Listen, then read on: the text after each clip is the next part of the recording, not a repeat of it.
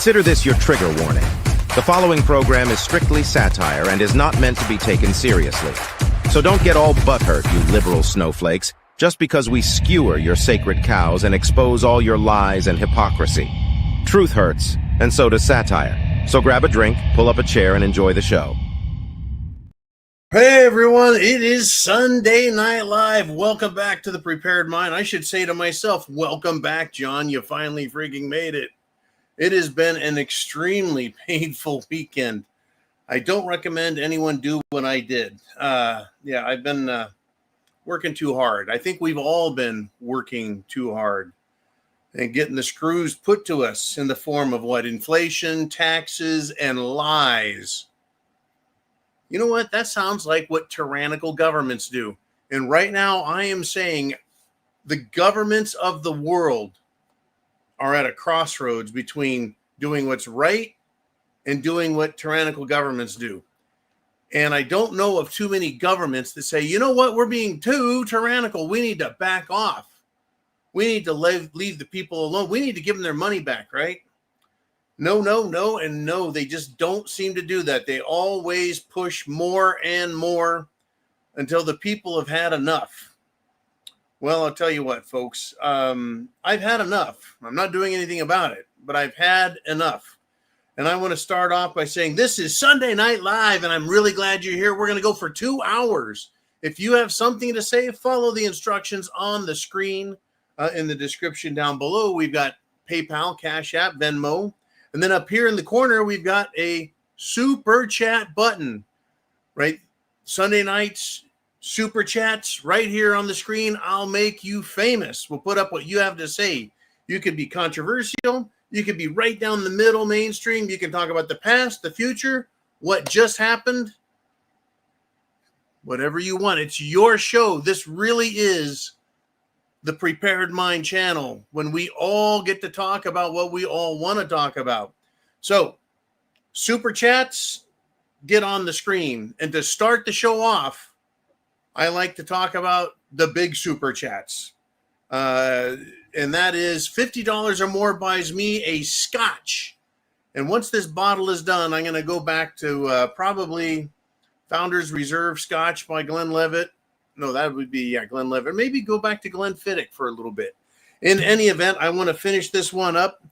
And to start the show off, Chin Music has done a $53.08, 5308 super chat donation because he's concerned about my well-being, my injured back. I seriously strained some muscles Friday, carrying way too much weight, way too far. In any event, thank you, Chin Music. Ooh, yeah. Semper Fi, brother. Down the hatch. A little bit of pain relief. So, what he wants to talk about is that dinner that Trump held with a room full of miscreants, which included Zark Muckerberg and Gil Bates. Those are my nicknames for those two asshats, Bill Gates and Mark Zuckerberg. Mark Zuckerberg used his Zucker bucks from Facebook to absolutely cheat and fund Democrat cheating in the 2020 election. Why was he literally sitting at Trump's right hand? And to his left, on the other side of his gracious wife, was Bill Gates, a confirmed and admitted eugenicist who wants to give the world fake meat produced out of some machine that processes biosludge. He wants to give us gene therapy, even though we don't need gene therapy. And he's going to call it the VAXXX, right? He wants to fucking kill people, sterilize people. I just don't have any problem saying that because he said it, and he comes from a long line of eugenicists that hate people. Now, the only people that have ever been eugenicists are super elites who are afraid that people will rise up and kill them for what it is they're doing, which is lying, cheating, and stealing. So Trump, why is he having a dinner with these losers, these haters of mankind, haters of the Constitution, haters of liberty and freedom? And I listened to all sides over the weekend, folks. It was interesting listening to people condemn Trump for this. The very people that tried ruining the election and were successful in 2020, killing the world. Well, not everybody, but Bill Gates did a pretty good job. Right? They had the Jim Jones juice prepared at least 5 years before, right? It was time to Operation Warp Speed. Why is Trump with them? Well, the apologists were saying that Trump is, you keep your friends close and your enemies closer. Other people pointed to Trump's wife, Melania, giving Bill Gates the stink eye, not really happy sitting right next to him. He probably does stink. He looks like a kid I grew up with that we used to call Stinky, right? A nerdy little fuck. Right? So both of these guys, Bill Gates and Zark Zuckerberg, are some of the lowest forms of humanity. They have lied and cheated and screwed business partners out of, well, wealth and control of what they have. They didn't have any original ideas of their own. They stole from others. That's kind of a group of people out there that like to steal from others, huh? We've kind of heard of that before, haven't we? Well, anyways, my thoughts on this is I'm actually rather confused because I can see the idea of keeping one's enemies close. But it's a slap in the face of the American people. It's a slap to the face of everyone who works hard, everyone who pays taxes, everyone who's suffered under this fucking regime. And by regime, I mean the regime of Washington, D.C., not the Trump regime, but what Washington, D.C., the deep state, has done to all of us. I have no love for any of these fucking people. I don't. There was the hope that Trump was going to expose them and arrest them. And so far, the only ones doing any exposure is Tulsi Gabbard and RFK Jr. Both of them are fucking Democrats. Pete Hegseth is doing some firing and some exposing. Tulsi is doing some firing and exposing. Pam Bondi hasn't arrested not one single big shot, elitist scumbag. Kash Patel, not a fucking thing, right? So what are we supposed to think when we see Trump sitting down, glad-handing, smiling, and talking with these fucking assholes? Mark Zuckerberg and Bill Gates.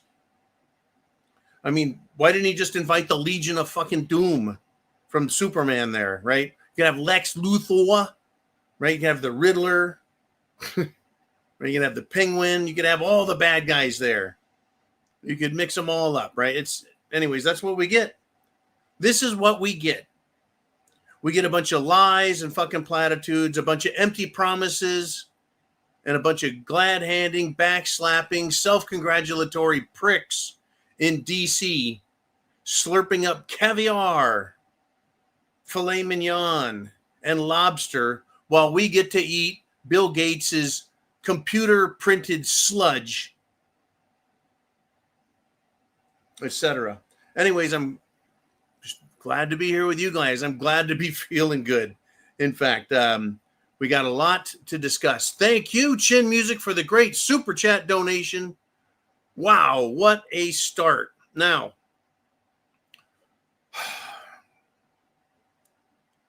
Darcy T did a $50 PayPal super chat. And again, nothing quite like back pain. I saw that giant fucking Swede, or Scandinavian anyways, Thor, deadlifted, 1,200 and something pounds, a new world record. I think the most I ever deadlifted was 700. It can be a little rough on the old back.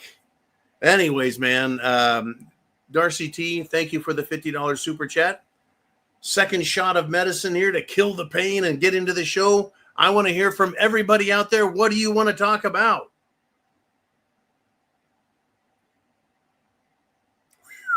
Like mother's milk. Thank you, Darcy T. She says, no question for tonight. Just some clams for the larder. Hope you are feeling better. I am better. At least I can sit up in a chair. Now, what are we going to talk about? Oh, this one I just couldn't get enough of. Speaker of the House, Maggot Mike Johnson. What did he do? He stepped in front of the cameras, the mainstream media, and he told a fabulous story about Trump, who has worked as an FBI informant against the Epstein. Yes. Maggot Mike Johnson coming to Trump's rescue and standing by his, side, covering for him for not releasing the list, for lying about the list, for telling us we're stupid and everything else. Hey, don't you guys know Trump was working? He was an FBI informant. That's why he's in the hoax documents called the Epstein files and the Epstein client list. That's why he's there. Doesn't anyone, why didn't Trump tell us that? Why didn't he just come out and say, I'm in that list, I was an informant? Instead, weeks go by, in fact, months, and all we get fed is bullshit. And now we have this incredible bullshit sandwich. Right? So Trump knew all along Epstein was a pedophile. And Trump, because he was an FBI informant who was working against Epstein, agreed to participate and likely engage in the same crimes as all of those pedophiles in Jeffrey Epstein's world. Because when you're a sting informant, no one's going to trust you unless you are one of the crew, right? That's why MS-13 members have to kill a member of their own family to prove, right? And provide the other people evidence that they're willing to commit crimes. So in MS-13, everyone's a criminal and everyone knows it, and everyone's a murderer and everyone knows it, and everyone's seen it and everyone's confirmed it. So to be in the Epstein group, right? To be in the Epstein gang, you have to participate, I bet, right? Engage in the same crime so everyone trusts you. Right. So Trump knew all along Epstein was a pedophile.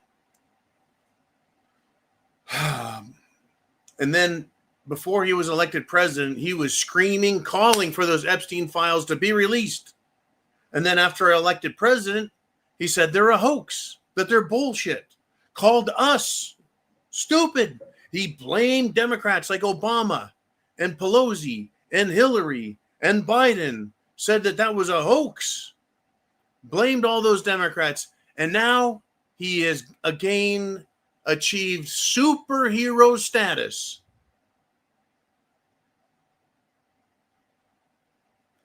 He knew all along, we're supposed to believe.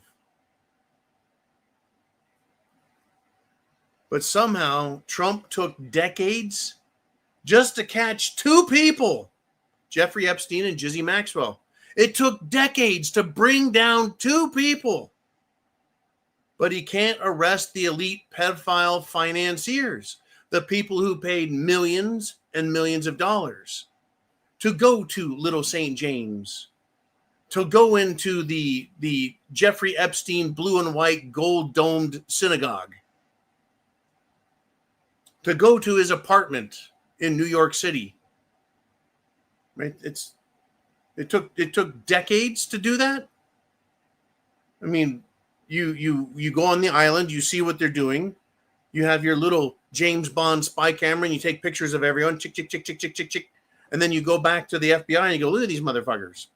So the FBI puts it in a file and then they start controlling those people while letting Trump just think he did a great job. That's the best I can believe. That's the best I can come up with for an excuse as to how Trump could be involved, but now he's a superhero. Now he's a superhero. Do you buy this shit? Do you buy it? It took 20 fucking years to catch Epstein and Jizzy, but everyone else is free to go. See, that's where dumbass maggot Speaker of the House Mike Johnson falls short. Is he goes, oh yeah, he was an informant, an FBI informant. Well, that doesn't excuse all the other bad fucking decisions, all the other bullshit and lies and double talk. I still think that we're being held hostage with threats of nuclear annihilation by Israel. That is my number one theory that makes the most sense, because it does fit everything that we know. Everything that's possible, that does fit. Nothing else fits. Everything else seems kind of hinky, kind of hokey. That's what I see. All this other stuff is just a bunch of bullshit. What do you guys think? What's your theory on why Trump is sitting with Gates and fucking Zuckerberg and laughing it up and smiling? Now, a lot of commentators, folks, said, oh, look at how Melania and Trump are staring at each other and kind of winking and nodding while they're grimacing and everything else, like they're setting them up, Q style. We're gonna keep your enemies close, man. They realize that they're in trouble. I heard all of that. And then I looked at it and I thought, well, that looks like they're just having a good time. Just yucking it up with a couple of billionaire assholes. What do you think of that? What do you think of maggot Mike Johnson saying Trump is an FBI super secret squirrel who's in there mixing it up because he's a rich dude and very famous? He's been famous on TV since the early 80s. Right? He's just in there just showing everyone how he does it. Right? If you go, right? If you were to go to Don Corleone's for fucking dinner with Don, right? He's not going to trust you until you've done something to prove that you're trustworthy. If you go to the Sinaloa Cartel, if you go to MS-13, they're not going to trust anyone. You think these billionaires are less smart than that? I'm just not buying it. I'm just not buying it. If Washington, D.C. has been lying to me and you your entire fucking life, whether you're 30 or 50 or 70, it's nothing but fucking lies. How are we supposed to trust them now? Especially from mealy-mouthed maggot Mike Johnson. I'm not going to trust that motherfucker. Let's see. How many Democrats need to be censured from Congress? How many Democrats need to be expelled? How many Democrats need to be referred for criminal prosecution? For money laundering, embezzlement, Act Blue violations, fraud, voting fraud, and not one. Right? Can't trust these fucking people. Eric Baranowski says, it's so broke it cannot be fixed. No, it cannot be fixed. We've tried, my whole life, since the Reagan era, to vote my way out of this. I've tried voting my way out of this with you guys. We've all tried using social media. We've been able to wake people up. We've been able to get them prepared, but we haven't been able to stop this nation from taking a suicidal death march into the Middle East, literally. I mean, how do you fucking lie to the entire planet? How do you lie to the entire planet? Right? Because the internet knows and remembers. How do you do that? These fucking people get right in front of a camera and lie their fucking asses off. Well, I tell you what, folks, shit has hit the fan. Tom Bragalone says, friends to the end, they're all crooks. Yeah, that's their club, all of them. And yes, it does include the Republicans. Heidi says probably all of them. There's 2 Congress people that are not taking money from the America-Israeli Political Action Committee, AIPAC. 2 of them, Thomas Massey, Marge Taylor Greene. Those are the only 2 that are not taking the money and are standing up and trying to be American about it. And even them, I'm still suspicious of. What they did, though, is they're just a couple of votes short of releasing the Epstein files. We need a few more signatures out of Washington, D.C. from, well, congressmen. But these Republicans are dead set on hiding the Epstein files on the client list. Democrats are too, because they're on the fucking lists.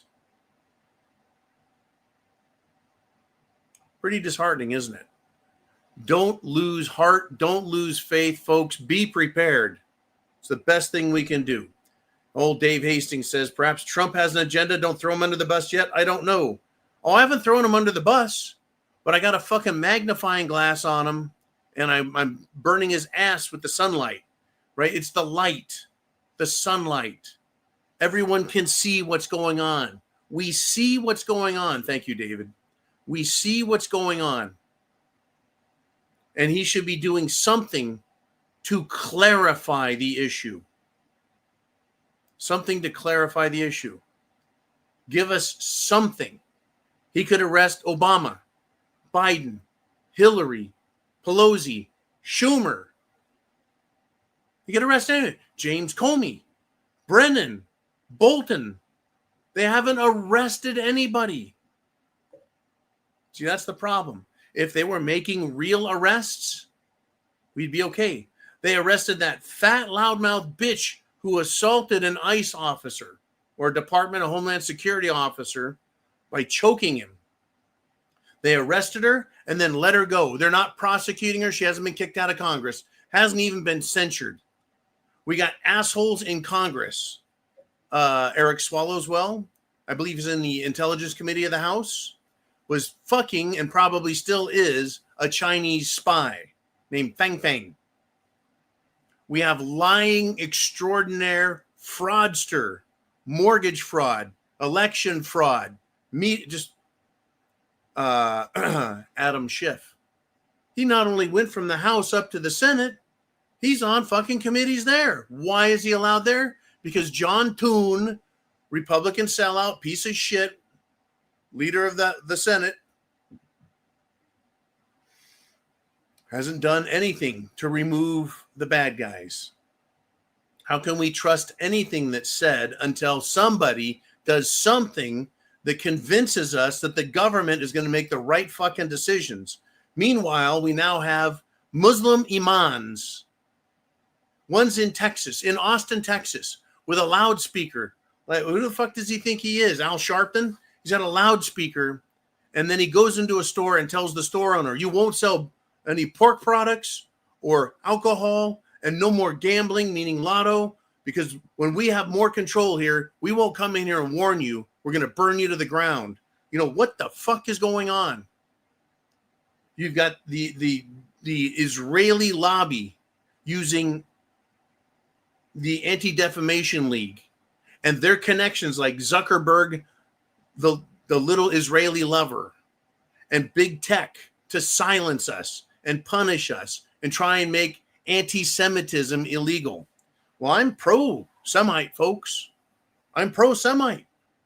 Show me an Israeli from Israel that is a Semite. I've seen them. They're there. You know what they don't like? They don't like what's going on in Gaza. Those are the real Semites. If you're of Polish descent, you're not a Semite. Kind of hard to prove. And that's why Israelis, by the way, do not take genetic tests to prove that they have Middle Eastern descent. Because they probably don't. All right. Let's have some fun. Jolene, I think we got some super chats. And we're going to start with Nancy Keg right out the gate. She says, Semper Fi means always faithful. Mr. John, topic of your choice tonight, she says. I've got a lot of topics, folks. a lot of topics, and we're in a lot of trouble as a nation and as a world. Let's see. Let's start with this. Let's go to one of my favorite topics, right? Trannies out.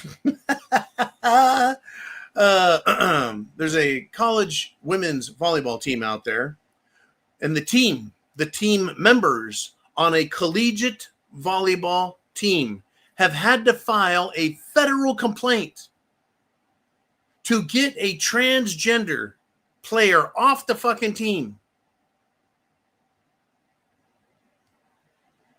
Of special note in the lawsuit, they say that it is dangerous. There are dangerous risks to having a man play volleyball with women. Now, that's not a lie. How many women have been injured in volleyball alone? Volleyball alone.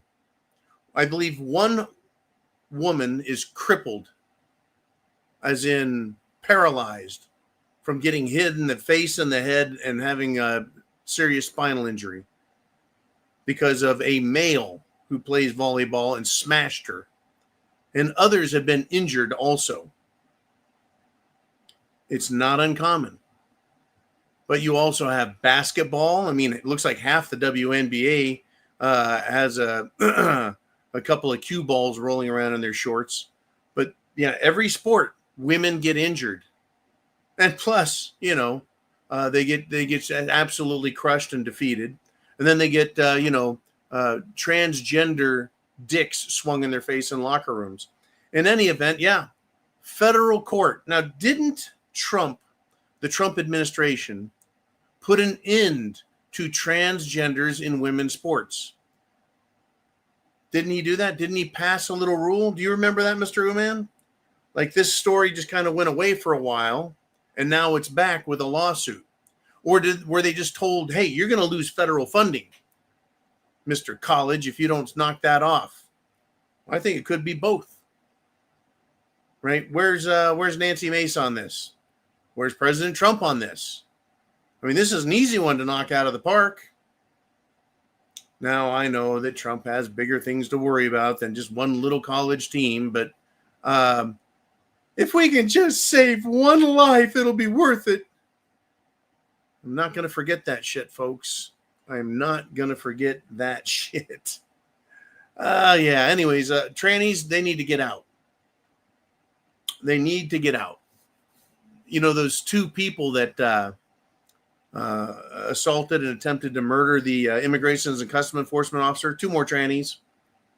Trannies out. Guess what? They're going to be tried, and then they'll be found guilty because the evidence against them is overwhelming. And then they'll go to a men's prison because they have dicks. And I think that's pretty important.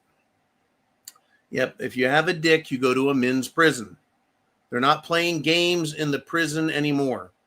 And I have friends and family who work in the federal penitentiary system. And they are having lots of laughs at the expense of these dumb fucks. Trust me, they're having a lot of laughs.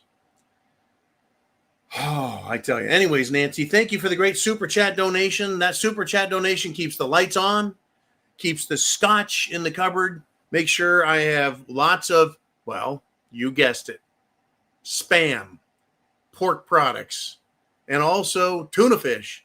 Make sure you've got lots of food stored up, folks, carbs, meats, and of course, when it comes to having, food, water, shelter, clothing, medicine, means of self-defense. When it comes to the food part, make sure you have spices. I know this sounds funny when we should be talking about bullets and knives, hiding in the bushes. Like, those days of talking about that as far as prepping are over. We know what to do. We should have defensive perimeters set up at the ends of our neighborhoods, around our houses, to how to protect ourselves, how to understand the avenues of approach coming from the enemy. We should have neighbors that know who we are and we know who they are, that we can trust in the event of an emergency, another 2020 type scenario. Only this time it could be, well, illegals from south of the border, illegals from North Africa, illegals from the Middle East, illegals from the Far East. Antifa, Black Lives Matter, any of these left-wing, or should I say anti-freedom, anti-American, and anti-white groups. Oh, anti-Christian. How's that? Yeah. But yeah, remember when you're well prepared, right, you can do so much better. Now, I have I guess you could say a muscular injury in my lower back, right? I hurt myself. I lifted too much fucking weight. And what did that do to me? It slowed me down, took me out of commission, made me a tenth as effective as I normally am as a human being. There's people out here who aren't going to be ready and prepared when shit gets nasty, right? They're going to be confused, thirsty, hungry, scared. They're going to be sick. They're going to be not making good decisions. You need to be prepared and capable of making good decisions. That's what being prepared is about. And understanding the world around us, everything we see, will give you an advantage over everyone else who didn't really pay attention to this group or those types of people or the government over there or this group and organization there. If you've got political groups in your area, religious groups in your area that are bad, evil, anti-American, you have an advantage over them because they don't know who you are, but you know them. Let's get on it. And we've got 250 people live right now. Be sure and thumbs up the video. And if you want to comment, you have to be a subscriber on The Prepared Mind. Have to be a subscriber, and then you can comment down below. Super chat button right up there gets you on the screen because Sunday Night Live is, well, it's our fundraiser. It does pay for everything, so thank you. Yeah, we got subscriptions, we've got computers, we've got servers, we've got internet access, we've got all kinds of stuff we pay for, and you guys make it all happen. Because I can't work enough to pay for everything anymore. It's too fucking hard. Anyways, let's keep going. Jolene, who do we want to put up on the board next? We've got, Diorce in the house. It's good to see Diorce back. Half man, half horse, all American. And we're going to do a Glenlivet 15. I need to finish this bottle off, folks, so I can go pick up a bottle of Founder's Reserve or maybe an 18. But, folks, inflation is really taking the price of scotch up. Everything is up. I want to be nice and say Trump fixed everything, but he hasn't. First off, Diorce, semper fi to you, brother, and to all. Cheers. May the wings of liberty never lose a feather, to quote Jack Burton. God bless and semper fi.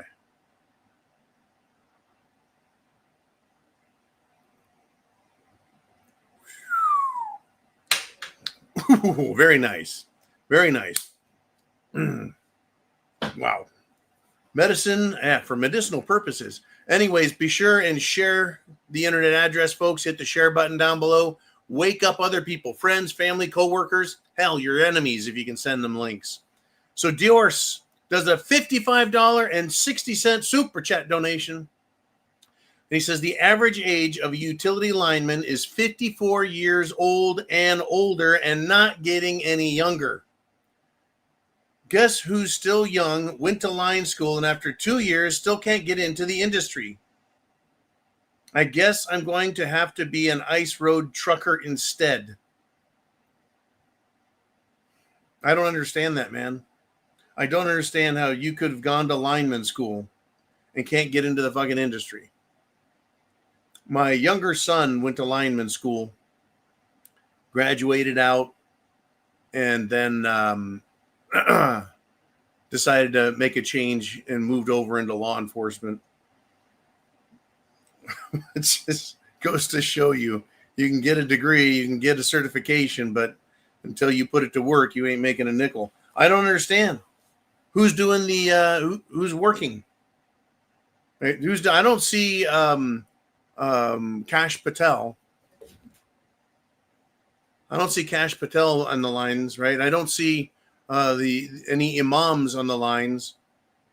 When we had the hurricane down here in Florida, Governor DeSantis brought in and staged ahead of time Duke Energy trucks, Duke Energy linemen, as well as subcontractors electrical linemen, subcontractors. And they brought in enough people to get us back up fast. But yeah, I don't get it. The average age of a lineman, that's 54. That's old. Now, I have to say that when I was in California and developing real estate, the lineman crews I got were anywhere from, well, there was one guy was 24 years old. He was a former Marine. He was their new guy. The older guys were age 35 all the way up to 70. But people who had literally worked on the lines, probably 55 was the oldest I saw. That was in a rural part of California. Folks, we need people who know how to make this country work. From power to water to infrastructure of all types, sewer, everything. We need that, and we don't have it. We're losing it. And you know whose fault it is? It is not the electric company. It's our politicians. That's who I blame. I really do. Because they make keeping this country going more and more difficult. More and more difficult all the time. Higher taxes, more regulations. Oh, unless you want to hire Hindis. But I tell you what, that would be a very dangerous trade for them to get in, because if you don't know what the hell you're doing, you can end up cooked. In any event, thank you, Dior's, for the great donation and scotch. I can feel the medicine going to work, and I like that. Take away the pain, right? Calgon, take me away. Jolene is in the house, longtime moderator.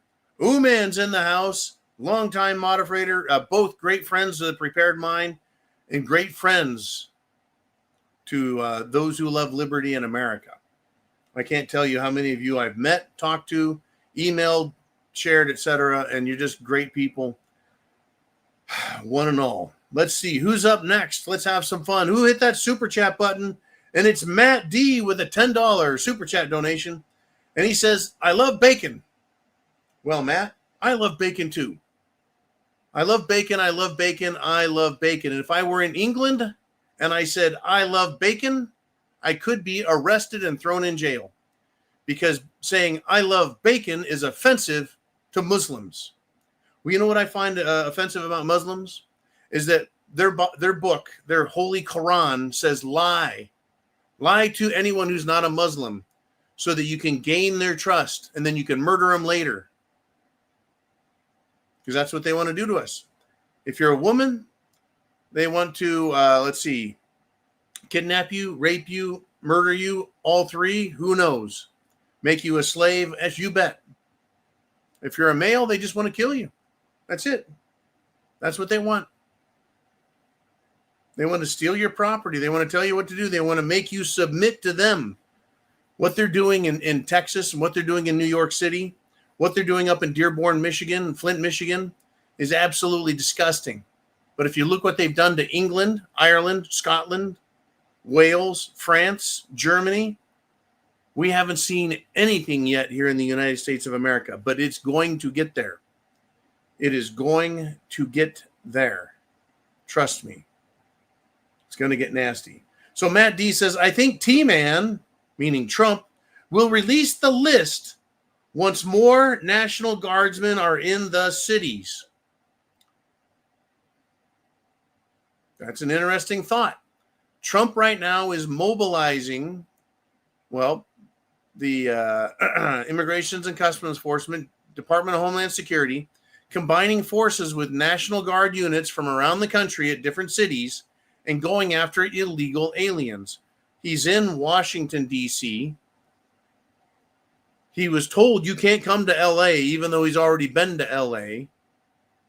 He's told, hey, you stay out of Chicago, and instead he did a head fake and went to Boston this weekend.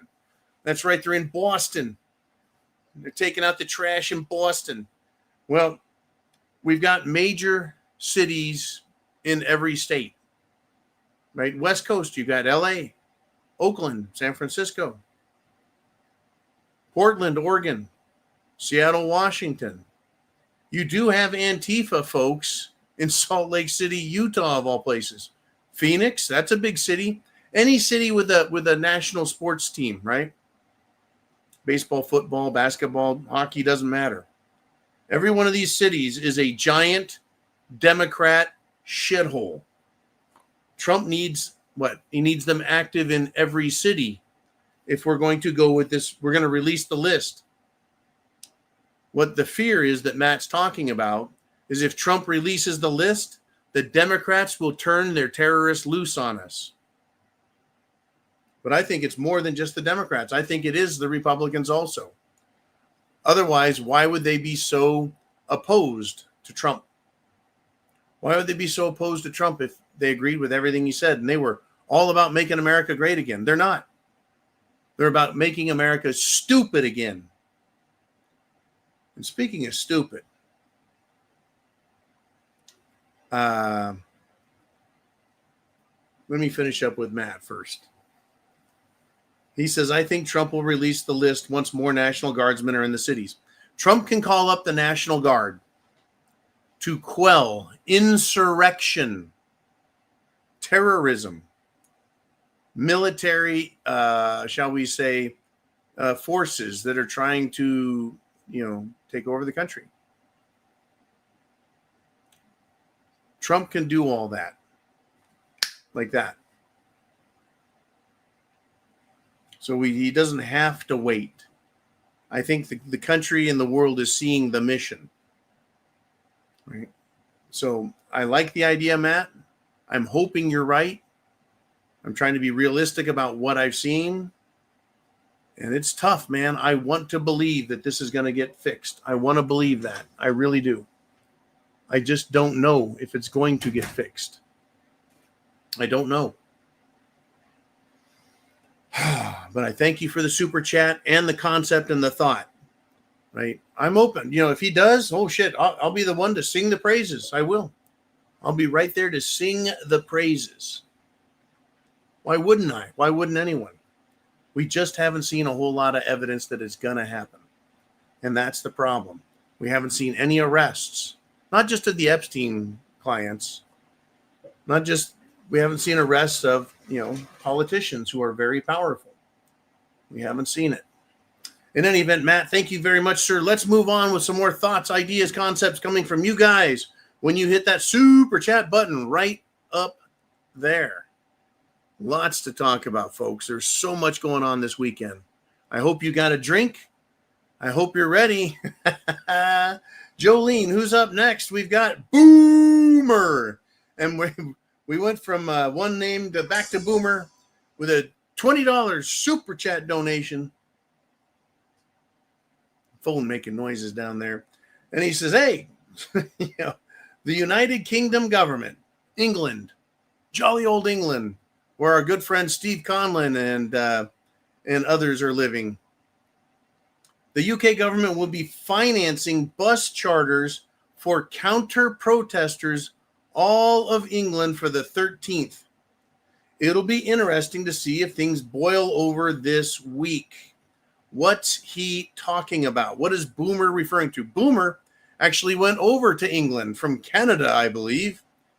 Was it last week and a half ago, to assist in taking back the country, or at least waking the people up there who haven't woken up, to let the government know they're a bunch of tyrannical assholes. Yes. So what's gone on is the English, the Irish, and the Scots have all decided they're going to put their flags everywhere. They're going to say things like, I like bacon. I love bacon. They're also going to hold up signs that say things like, stop killing everyone in Gaza, right? Kill the terrorists, not the children and women who are innocent, or the men who are innocent. But you know what the police did? The English police, the Tommies, the Peters, and they are a bunch of Peters, folks. They arrested a blind old man who was holding a sign. They arrested an old lady in her 80s. I think she was 87. Right? They don't want anyone criticizing, either Israel or these Muslims. They're losing their country. And the people are waking up and they're holding massive rallies where tens of thousands in the large city are marching, waving flags, singing patriotic songs, and telling the government they've had enough of their shit. Even little girls are writing with spray paint on billboards and the sides of buildings, right? Keir Starmer, or as I like to call him, Queer Starmer, is a wanker. And they also like to call him cunts, because in England, that gets applied to everybody, regardless of gender. In any event, it's going to be interesting to see if things boil over this week. Boomer, I got to tell you, I am very interested to see what the hell is going to happen. The reason I say that is a lot of Englishmen have had it. And these stinking, and I mean stinking, smelly jihadis are out there. And they like to run around with clubs, baseball bats, machetes, swords, long knives. And they like to beat people and stab people. We're going to see some shit. It's going to have to come to loggerheads, to blows, right? Until there's blood in the streets, government doesn't get it. I mean, and it's the movie Mars Attacks, right? Where these little ridiculous Martians come down and they have translator machines and they say into the machines, right, we come in peace, while they're shooting people with their little ray guns. It's a hilarious movie, and it's also very instructive because Queer Starmer keeps putting out press releases and commercials saying they're not allowing illegals in. They're going to deport all of these illegals. They're not going to do any more, sanctuary status, while they're letting in thousands and thousands more over the past several weeks. In other words, they're just lying right to everyone's fucking faces. Share the internet address, folks. Hit the thumbs up. No matter what platform you're on, you can be at thepreparedmind.club, our flagship internet website. You could be at subscribestar.com. You could be on YouTube. You could be on Facebook. You could be on X. That's right. We are on X Live all the time now. We need to get the word out so that people wake the hell up. Have you noticed? This is just a question for you guys. Have you noticed that when you speak up, other people start listening, and then they become braver as well? Brave, not afraid. People become patriotic when they see and hear patriotism. When they see and hear pessimism, they just clam up. They're like, I don't want to hear that shit. Right? Speak up. Use your First Amendment rights while we wait to see if we're going to have to use our Second Amendment rights. But use it or lose it, folks. Use it or lose it. Stand up for yourself, for others.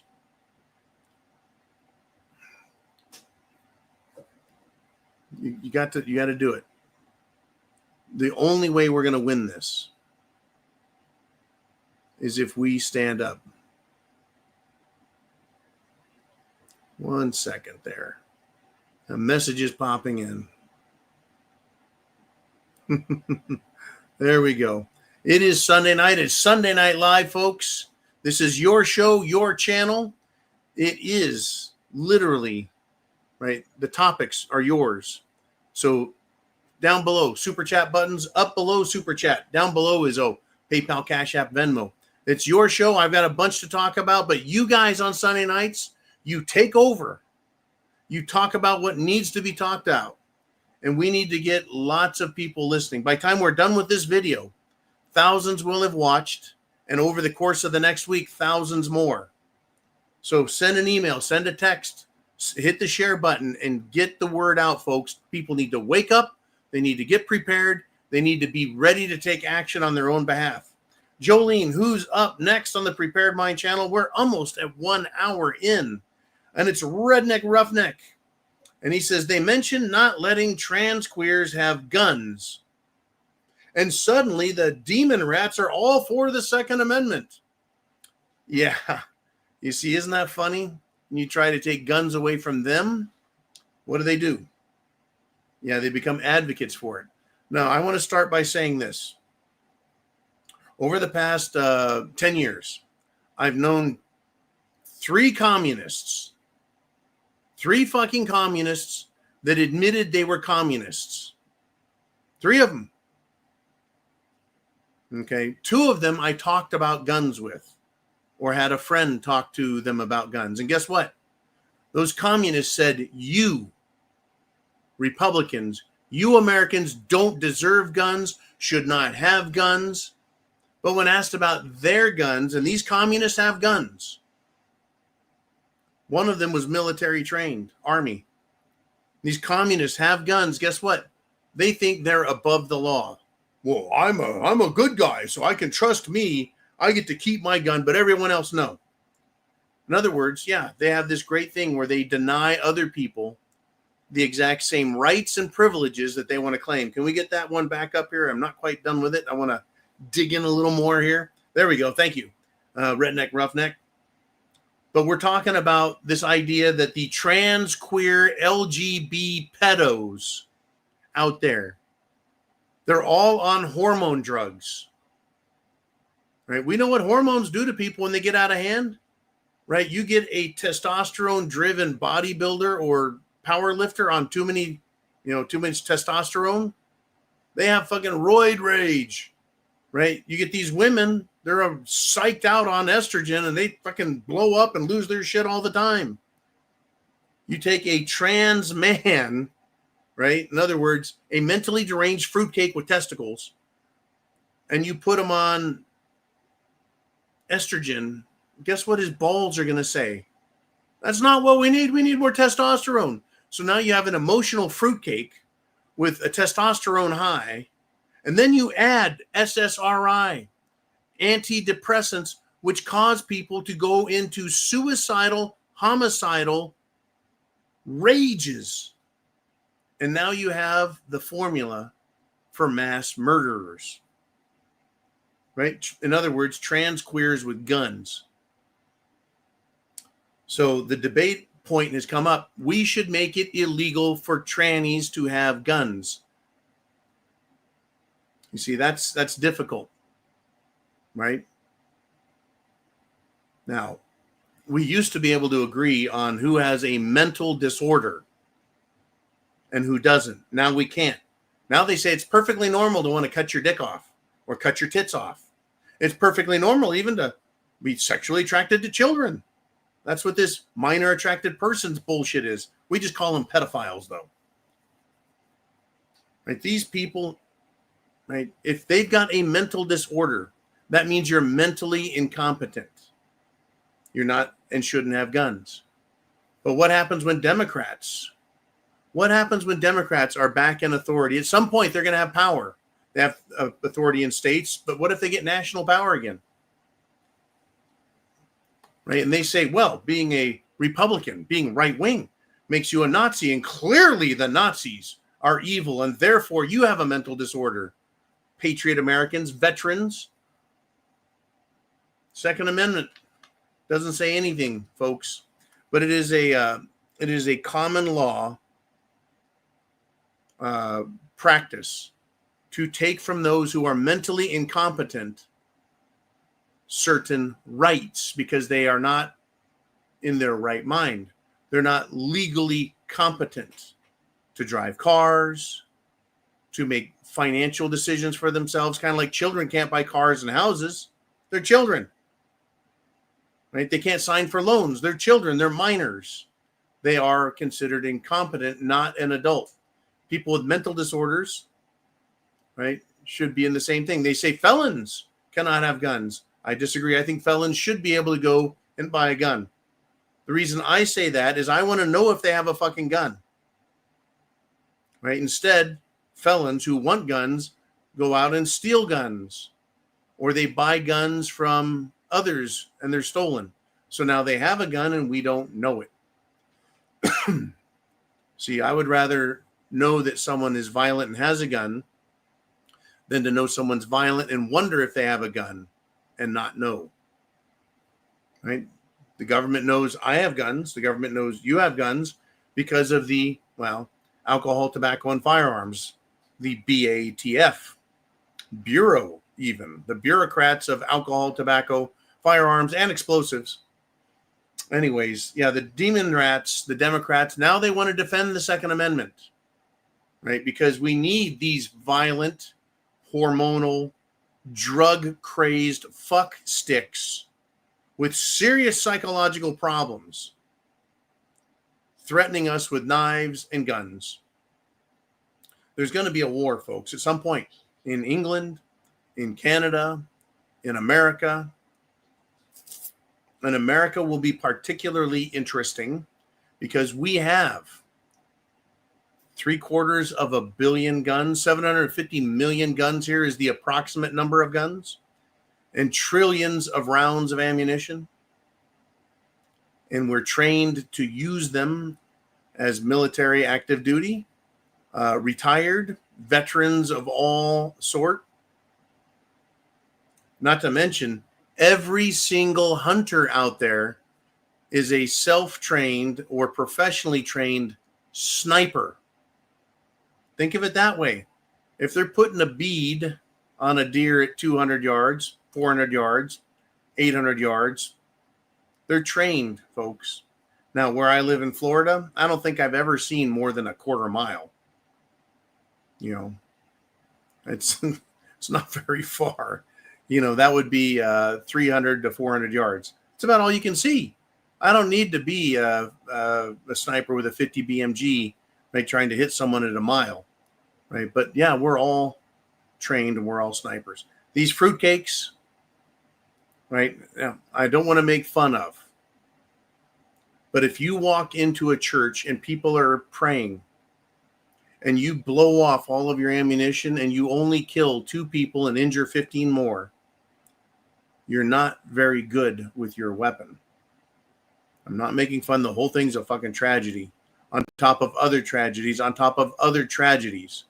But the problem here is not the weapon. I didn't hear one of these Democrats talk about high-capacity magazines or the explosive, deadly power of the 5.56 ammunition, or the fact that it's an assault weapon. They just, they're happy about it. In fact, a lot of Democrats were cheering it, killing little Christian children. They're sick fuckers, folks. They're not going to give up their guns. You and I will not give up ours. Thank you very much, Redneck Roughneck. Super chat button right up there will get you on the screen down here. Will make you famous. What do you want to talk about? The past, the future, predictions, or you could just have some funny shit to say. Maybe I've missed something completely over the last week, and you're like, John, don't forget this thing. Let's see what you guys want to talk about. Jolene, who's up next? And we've got Big Dan the Man Erickson checking in with a $10 super chat donation. Super chats keep the lights on, pay our bills, and of course make sure I have, spam and scotch. So Dan says, if a liberal from the 60s, oh, this is a good one. I know where this one's going. If a liberal Democrat from the 60s was taken to the year 2025, they would be considered a conservative. I'm going to stop right there. He's absolutely correct. John F. Kennedy, president who was assassinated, his policies in the 1960s, the early 1960s, are considered extreme right wing by today's standards. You know who John F. Kennedy was battling in the early 1960s? The deep state. Back then, they called it a secret society. He wasn't talking about the International Order of Oddfellows or the Masons or the Mooses or the Elks or the Rotarians. No, he was talking about a secret society that was powerful, the military-industrial complex, as it was described by President Eisenhower before JFK. JFK was assassinated because he stood up to the deep state. He didn't sell out. He was trying to trick them and fool them with his brother Bobby Kennedy, who was the real attorney general. He was a real attorney general. He was also a Democrat. But the Kennedys of the 1960s are not the Kennedys of today.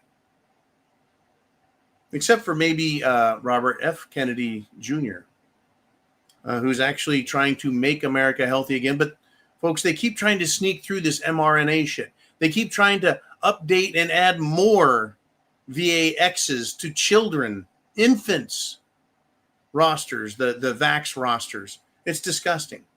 But anyways, this is absolutely true. Big Dan is correct. Liberals, Democrats from the 60s were called communists by Republicans, by those Republican standards of the time. But by today's standards, liberals would call their own brethren from the 60s Nazis.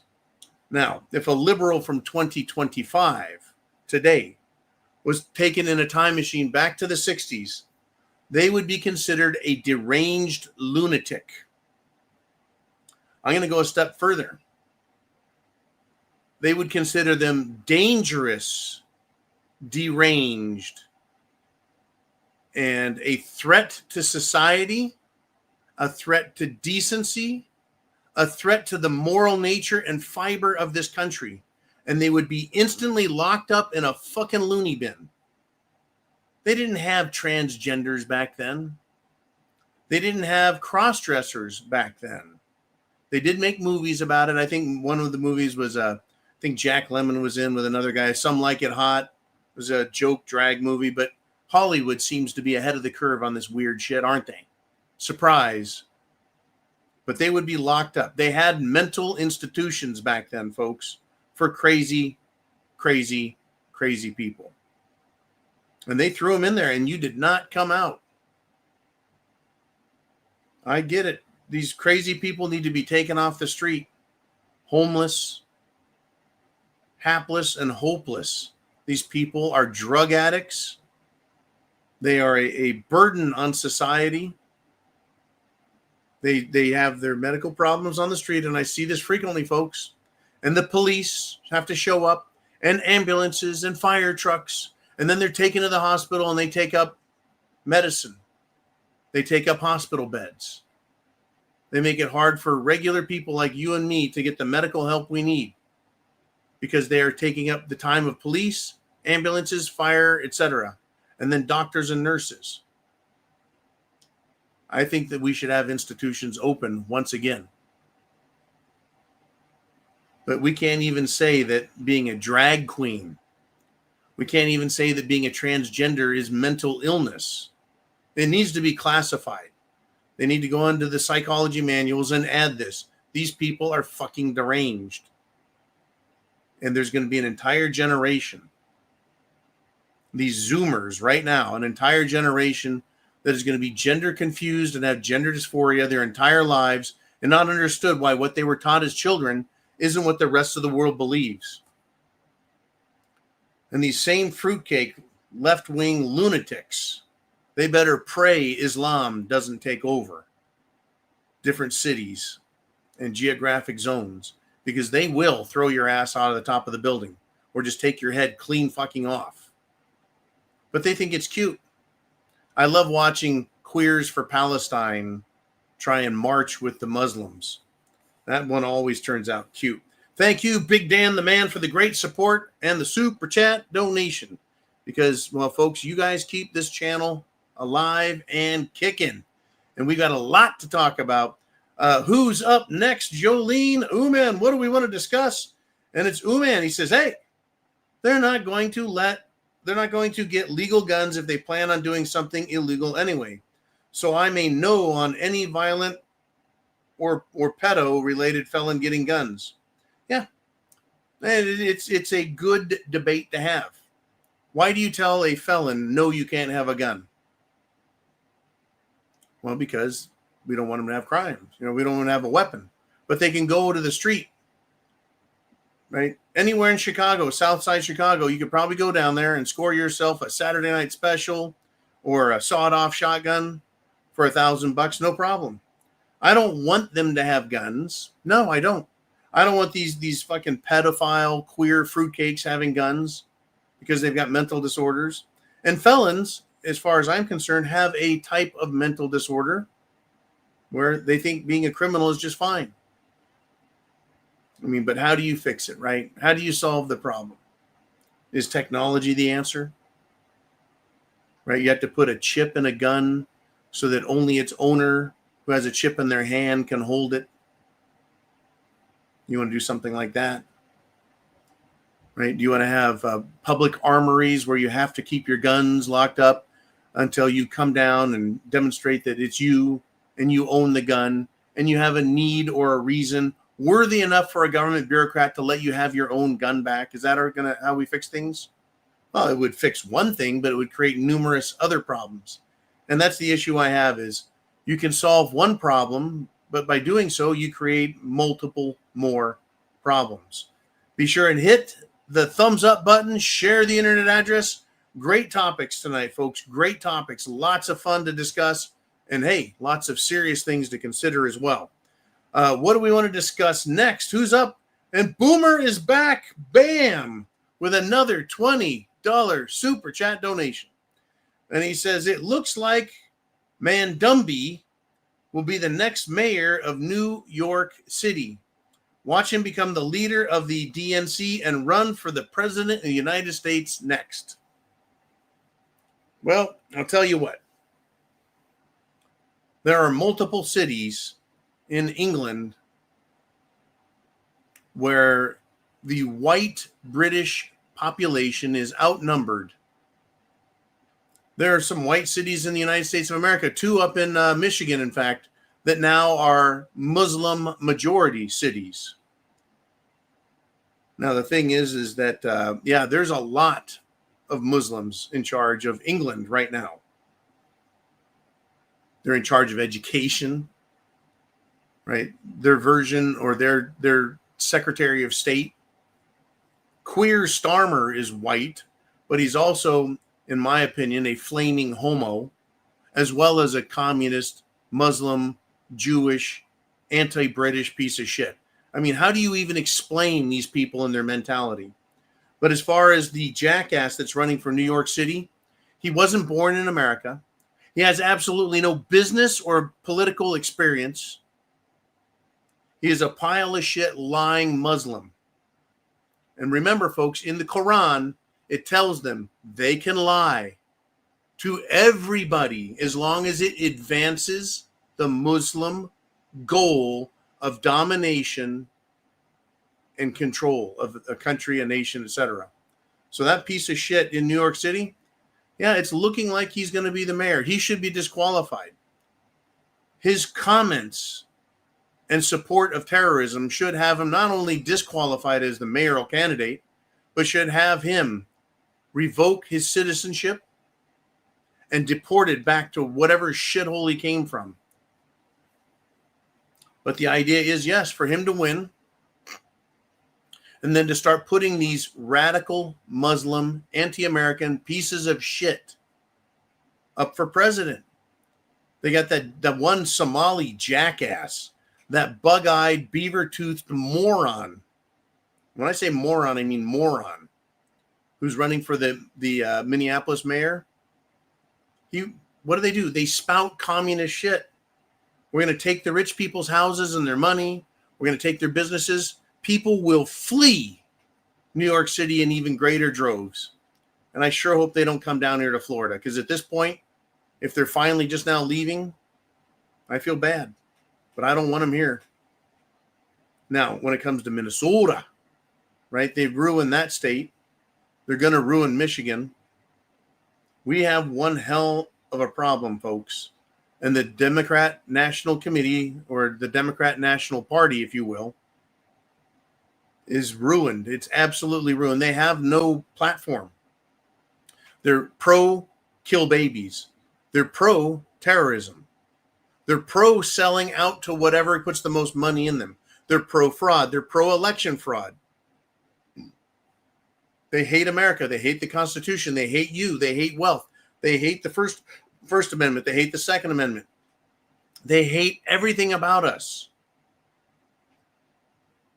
There should be, at this point, there's going to have to be at some point, a way to reconcile patriotism. I don't think it can be defined with a paragraph. but I think it can be defined and regulated so that anyone who violates their oath, the oath that is sworn on a holy Bible, not the Quran, which says lie, but an oath on the holy Bible. It says you will protect and defend our Constitution, our country, and our people from all enemies, foreign and domestic. And if you fail that in any attempt, you are instantly thrown out of office and charged with a crime. The crime is, well, how about treason? Now, Uman said after 9/11, everyone chanted, never forget, never forget. And about 20 years later, right? They forgot and they want to elect a Muslim to be mayor. Now, whether you believe Israel and the dancing Israelis and Larry Silverstein and the hundreds and hundreds of Israelis who didn't show up at work at the Twin Towers on September 11th of 2001, if you want to believe they're responsible for it, go ahead. Because, yeah, I didn't know that Muslim nations had fireproof, bomb-proof, explosion-proof, airplane crash-proof visas and passports. But we were told that, Muslims from Saudi Arabia were responsible for 9/11. I blame them all. I think they're all guilty. All of them. All these un-American bastards, including the un-American bastards in the Bush administration and the Pentagon, because the facts all demonstrate that's exactly who is to blame. And how could we have planes hijacked and simultaneously the Department of Defense has a stand-down order for all military aircraft get out of the air and nothing's to be done? How could a plane, two planes, make it into New York City without being taken down? How could a plane, after New York City being hit twice, be steered into the Pentagon? Well, it wasn't a plane, it was a missile. And that missile made a direct hit on the area of the Pentagon where they had their bookkeeping, their accounting, their audit of the $2.4 trillion that the day before Daniel Rumsfeld, is it Dan Rumsfeld? No. Donnie Rumsfeld, Secretary of Defense, said, well, we seem to have lost $2.4 trillion. And 9/11 happens and they blow up that section of the Pentagon where those papers were kept. How convenient. It's kind of like a couple of days before Hillary was indicted for her Whitewater fraud, conspiracy, and theft. The Murrah building blew up in Oklahoma City. And all of the information pertaining to that investigation was, destroyed. How convenient. Never forget, never forget. And then they seem to forget. Unbelievable, folks. Be sure and thumbs up the video. If you want to comment, you've got to be a subscriber for 5 minutes. If you want to get your comments and thoughts on the screen, hit that super chat button and I'll get you up on the screen and we will make you famous. Lots to discuss, folks. There's a ton of other topics out here. And I've got a list a mile long, but I want to talk about what you guys want to talk about. So let's do it. Who's up next? We have Carport Carl with a $1 super chat donation. Thank you, Carl. He's here just about every week the last few weeks, and I really appreciate that, Carl. You are doing great work out there. This is important. This is a good one. For Carport Carl, I'm going to do the I'm going to do the South Korean Hyundai worker story. Well, the United States government under Trump and the nation of South Korea came and made a deal with Hyundai to build a Hyundai manufacturing plant, cars here in America. And lo and behold, folks, who did they bring to do the work there? We were supposed to believe, we were led to believe, we were told that Americans were going to get jobs. Jobs were going to be created. because they were going to bring manufacturing to the United States of America. Instead, Hyundai brings in South Korean illegals to work in there. And guess what? Thankfully, and I'm glad the media was in on it, the mainstream media, alternative media, Immigrations and Customs Enforcement went in and arrested all of these people. A fucking manufacturing facility being built using illegal foreign workers. I guess I'm not going to go buy a fucking Hyundai anytime soon, nor would I anyways.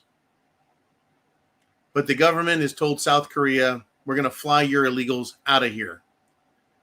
You know, I'm so fucking sick and tired of people from other countries getting a free pass, and American jobs and American wages are screwed, right? Because we get these foreign workers who come here, and for them, they're making huge money. But these corporations, whether they're American or foreign owned, once they get here, they hire their own people. They don't want to hire Americans because they can hire foreigners cheaper. And so they do. And they get away with it. And American companies too. American farmers, American manufacturers.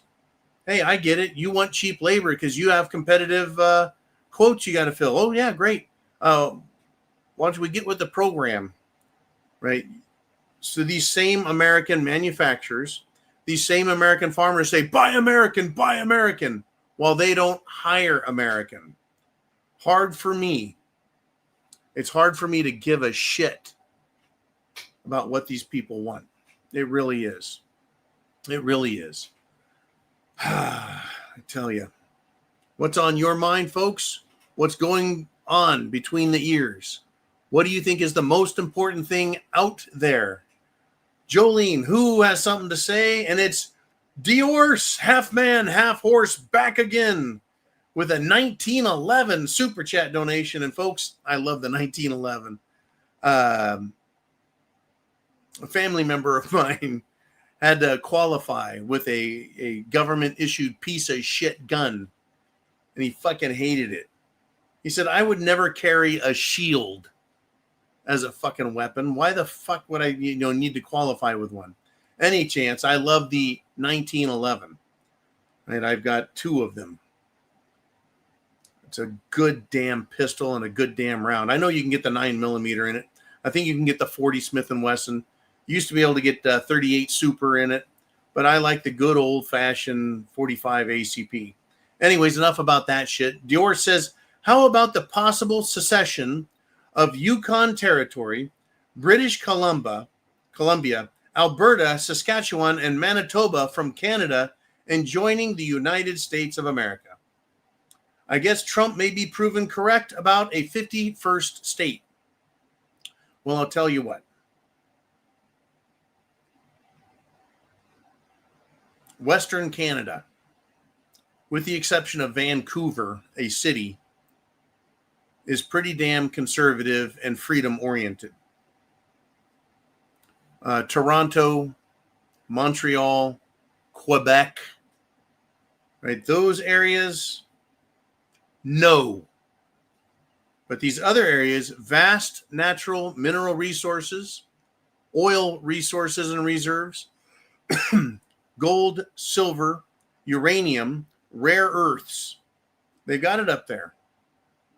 I think it's pretty fucking funny to entertain the idea of annexing those provinces, if you will.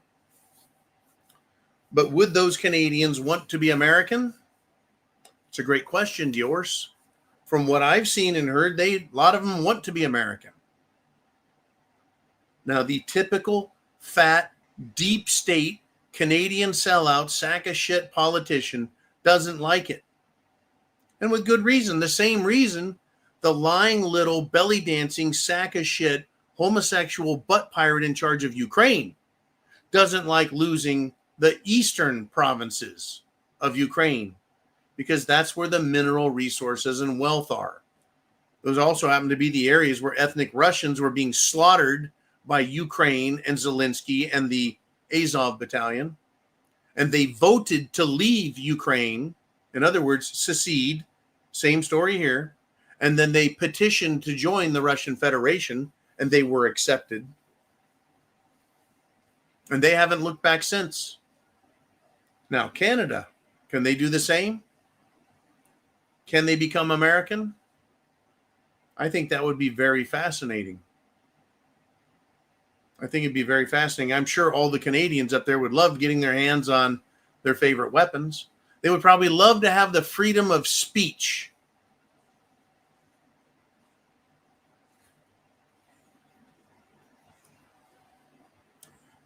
I guess we're going to have to find out. Time will tell. I don't know. Diorce, I put the odds of that happening at 10%. I really do. I really do. I would love for America to have more mineral resources, more energy resources, but we already have it.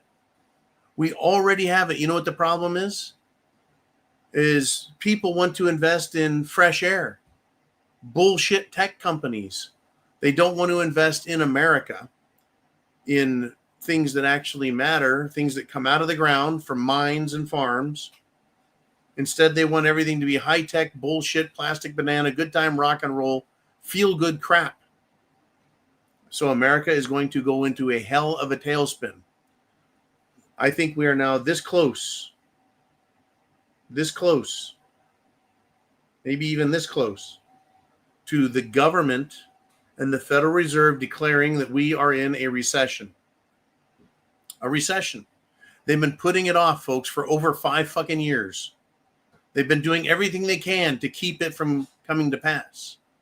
But it's happening. The recession is upon us. We now have Federal Reserve board members, not the ones, by the way, who have committed mortgage fraud 3 fucking times, or construction fraud 1 time, Jerome Powell, you piece of shit. But we have other members of the Federal Reserve who are saying, hey, look, we're long past due. We should be lowering the interest rates to try and get people to borrow more money, to make it less expensive for people to own homes. Instead, now they're way behind the 8 ball. Being data dependent means they're always looking the wrong direction. Instead of looking at leading indicators that we're going into a recession, they look at trailing indicators. They look behind them to see where they've been. You're driving this way and you're looking behind going, should I go more left or more right? Why don't you look at the fucking road in front of you, Powell? And here we are, right? We're going to go into recession. Money is going to be leaving tech stocks and other worthless companies. And we're going to have to go back to nuts and bolts production. The rest of the world is stepping away from the US dollar. They're stepping away from treasury bonds or T-bills or T-bonds, whatever you want to call them. And they're loading up on gold. For the first time in 30 freaking years, other nations around the world now hold more gold as a reserve than federal or treasury bonds. They're getting away from using the dollar, the world reserve currency, folks. It's gone from a trickle to a steady stream. And at some point, it could go to a radical fire hose volume of people. But the gold is disappearing. The silver is disappearing. We're in trouble. It's going to get interesting, folks. We could have a country, and we could also have a recession, a great recession, a depression, an even greater depression than 1929 to 1943, 44, whenever they actually decided it was done. But anyways, Diorce, I want to thank you for the concept. We need raw materials. We need manufacturing. We don't need a bunch of South Koreans here building our factories. We don't need a bunch of Indians coming over here and taking our tech jobs. We don't need a bunch of, engineers and doctors out of North Africa or Pakistan. And we certainly don't need any gangs and drug cartels. No, we don't. I tell you, folks. Oh, the unprepared mind checks in. Love this guy. He says, let's have public caning like Singapore for shoplifting, etc. I hear it is not very pleasant. Well, I'll tell you what. Prior to the U.S. Constitution, the Pilgrims and Puritans used to punish people who made bad decisions and became criminals, or even moral decisions they didn't like. And they would put them in stocks.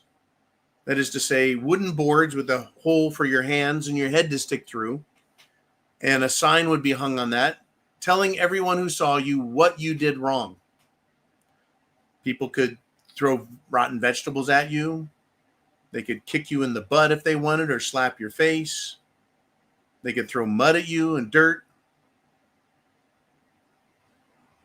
It was rough stuff, right? You're out in the sun. You're out in the rain. Out in the snow and the freezing. Who's going to feed you? Who's going to give you a drink, right? That was considered a cruel and unusual punishment, by the way. And they did away with that sort of thing. But these people coming from other countries, they steal stuff, they get away with it. They get caught, the judge lets them go. They're like, well, fuck it. Let's try raping women. Hey, that works too. You can get away with that. Let's try raping and murdering women. No problem. Let's try home invasion murders. No problem. They're getting away with it. So the idea of public caning just for something as simple as shoplifting works. In a Muslim country, if you steal and get caught, they cut your fucking hand off. They start with the right hand so that you've got to eat and wipe your ass with your left.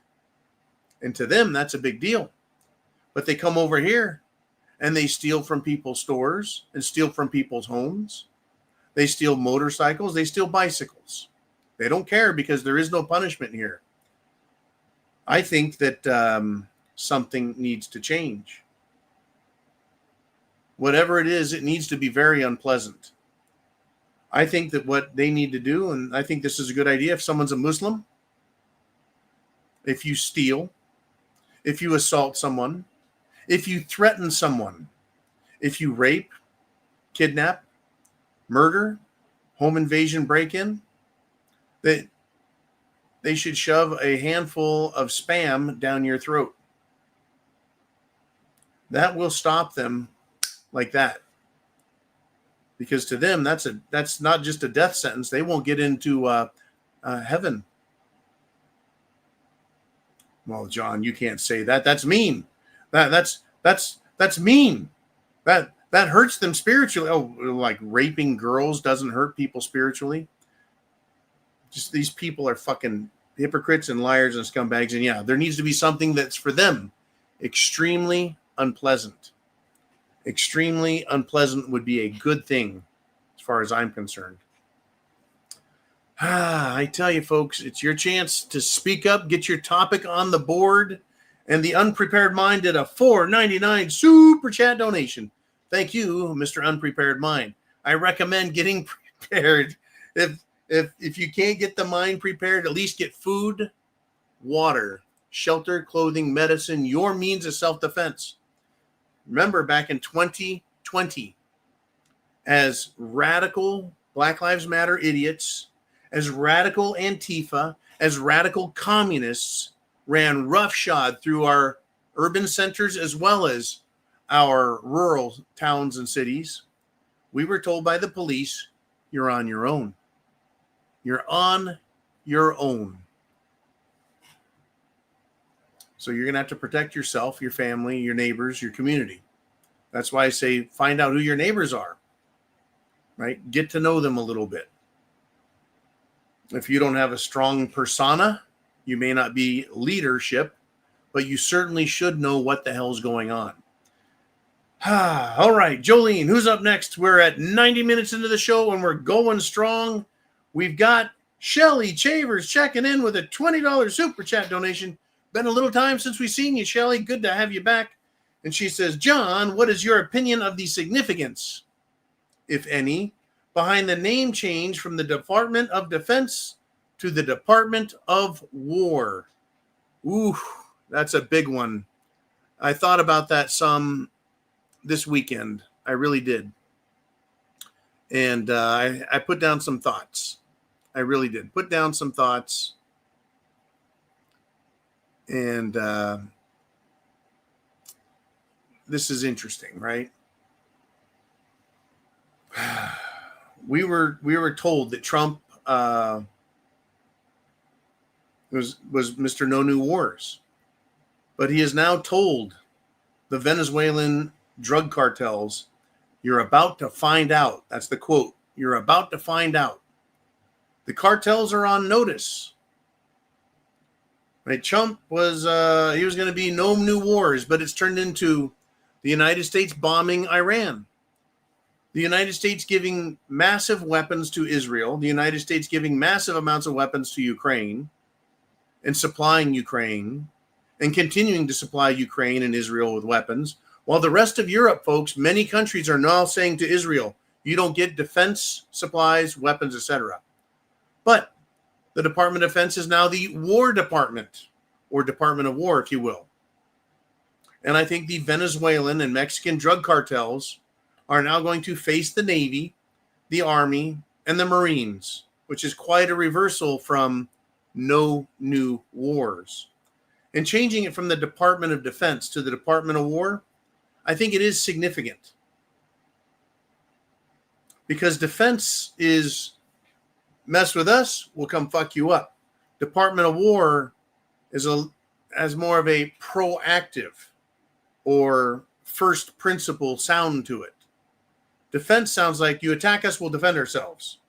Department of War says you piss us off, we're coming after you. Right? In other words, right, more aggressive. It sounds more aggressive. It implies aggressiveness. But we were supposed to have no new wars. So Department of War.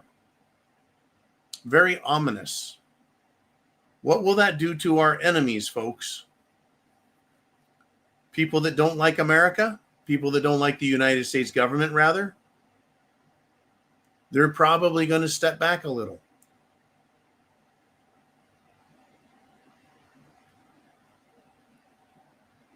I don't like that the Department of Defense or the Department of War has put a professed and sworn Muslim in charge of our Golden Dome, so-called missile defense structure that's coming.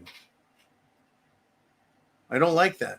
I don't like that the Army, the United States Army, has now, commissioned 4 men out of these tech companies to be officers in the Army that work for Palantir and other high-tech companies. I think we're making a switch into a different type of military, one that is more technology-oriented. And I know that warfare changes, and it has. It has, going back 600 years, back to when the first firearms were created, right? The blunderbuss, right? The small cannon, the Ribaldis, the fucking matchlock, the flintlock. Ultimately, we came to the rifle. Then we got the cartucci, the cartridge. Then we got repeating arms like the liver action, the revolver. Right? Then the magazine fed, the auto loaders, and then the fully automatic machine guns, not to mention howitzers, right? Chain guns, Gatling guns, right? So warfare is constantly changing, getting upgrades. So yeah, we're going to have drones, big and small. We're going to have directed energy weapons, laser weapons. We're going to have things like the rods of God, right? Space-based weapons, not to mention psychological warfare. It's called warfare, psychological warfare. It's not psychological defense fair. So yeah, it's changing. The question is will our government serve the people, or will the government serve itself? And those that serve itself in the government do the will of other countries like Israel and England and Europe and China. Russia's the only country out there that's powerful that we seem to have been universally against. Funny how half of the United States government in Washington, D.C. takes its money from China. And the other half takes their money from Israel. And probably 90% of them take money from both. Wouldn't surprise me in the fucking least. And these are the people making decisions about, the Department of War at the Pentagon. I think I'm going to need to watch Dr. Strangelove tonight. Shelley, great topic. We're all going to have to, find out. Trump told Venezuelan drug cartels, you're about to find out, meaning fuck around, find out. FAFO. Well, what about us, the American people? We didn't fuck around. We trusted the government. We didn't fuck around. We paid our taxes. We're about to find out what is going on. We still have Q and QAnon out there telling us where we go one, we go all. Trust the plan. In fact, I think a Russian, probably as a poke, and Uman shaking his head. It was Sergei. It was not Lavrov. It was the other one. The other Sergei, big shot. Put where we go one, we go all on X. I thought it was quite interesting. Was that a poke at QAnon, a poke at retards? Was it a poke at Trump? I don't know. But I know that the world is changing around us, folks. We can keep up with our jobs, hopefully, with our salaries. God, please help us there, to stop inflation, to reinvigorate the American economy. You know what one of the main predictions I've seen is that we're going to get a massive crash, economic, financial crash. And that in order to keep the country alive, we're going to have to go and deal with universal basic income. Everyone's going to get a little bit of free money to get us over the hump. Well, how are they going to do that? Well, if they revalue gold and they get, say, balloon it up to $10 trillion, they can finance and fund the country for a few years. It would be nice if they would actually cut all the ridiculous fucking spending out there as well. It would be nice if we got rid of all the bullshit companies and scams and jokes. But it'll continue, folks. But there's that prediction that we're going to have a huge economic financial crash and that they're going to have to do something. Something is going to have to be done. Jolene, who's next on the Prepared Mind channel? It is Sunday Night Live, folks. Loving it at the zoo. And it's Big Dan the Man back with another super chat donation. $5. He says, let's analyze this phrase. The right to keep and bear arms shall not be infringed.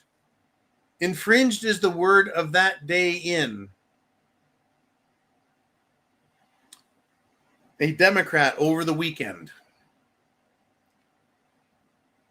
And this has started, and I want everyone to pay very close attention to this. A Democrat tried claiming that our rights come from government and that our rights are expressed through laws that come from the government. In other words, they're going to try and change this right to keep and bear arms into this privilege to keep and bear arms. And it doesn't make any sense because of the word that Dan points to, infringed. If the privilege to keep and bear arms shall not be infringed, it doesn't work. Because a privilege is a mere statute or government-created exception or privilege, right? It's something they give and something they can take. So you can't say the privilege to keep and bear arms shall not be infringed. The best they could say is the privilege to keep and bear arms should not be infringed unless the government decides it's a good idea. So the word right stands out. The word infringed is very confining. It confines or restricts and stops government action. The rights come from God. Privileges come from government. God, people, us. Constitution, we made. Constitution creates government. Government's restricted by the Constitution, which the people created. Get back down to government. Government creates special privileges that they can determine whether or not the people or corporations get to have. People have rights. Corporations have privileges. right? The people of the United States have rights. Visitors have privileges. We exist by right. They can come visit with a visa, right? Rights and privileges. Infringe or restrict.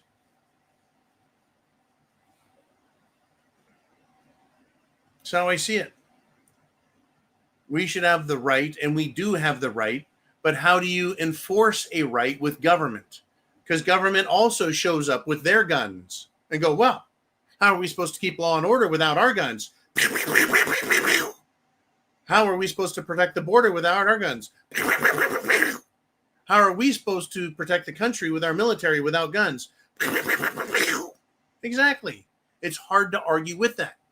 But the founding fathers argued against having a standing army because they're dangerous. Standing armies can be used by a tyrannical government to take from the people that which the government has been restricted from doing. That is to say, the rights of the people. So if the government shows up with guns in your face, you're done. They can't be stopped. They've got a gun in your face. If you've got a gun and you see them coming, you can say, that's it right there. Stop, or we're going to have a showdown. And that's the way it used to be. You don't get to just show up and point a gun in my face and arrest me and lock me up the rest of my life without me having a fucking say in it. But they changed things around. Hey, you have your day in court. Don't you understand? You can have your day in court. That's where you can, well, prove your innocence. I mean, the government has to prove you're guilty. No, you've got to go to court and prove your innocence. You can't have a lawyer that's not willing to sell you out and a fucking judge that isn't a pile of shit political mouthpiece. And if there's one thing we've seen over the last several fucking years is that judges are completely politicized. In fact, now federal judges are criticizing the Supreme Court of the United States, saying that when they make a ruling at the Supreme Court level, it's interfering. Literally interfering with the federal court's ability to make politicized decisions and stop President Trump from doing what he needs to do under the Constitution. Unbelievable. But yes, out of all of the Bill of Rights, the Second Amendment, in my opinion, is the most cut and dry and clear. The right of the people to keep and bear arms shall not be infringed. It can't get more fucking crystal clear than that. But of course, somehow government finds the word abortion in the Constitution. Somehow the government finds a way to negate the Fourth and Fifth Amendments. Your right to a speedy trial. We still have people being held for bullshit, politicized crimes on January 6th from 2021. Somehow we have rules for me and you and no rules for big shots and big shot financiers and child rapists on the Epstein list. That's why the right to keep and bear arms is more important than ever, as well as the First Amendment is more important than ever. Thank you, Big Dan. I really appreciate it, man. My blood is right now very, very boiling. I hope everyone is well prepared and well armed. That's what the founders, the founding fathers, that's what they came up with the Constitution. And that's why the Second and First Amendments are there, to speak freely and then blow away tyrants and invaders from other countries. You see, before there was a standing army, folks, before the Civil War, there was no standing army.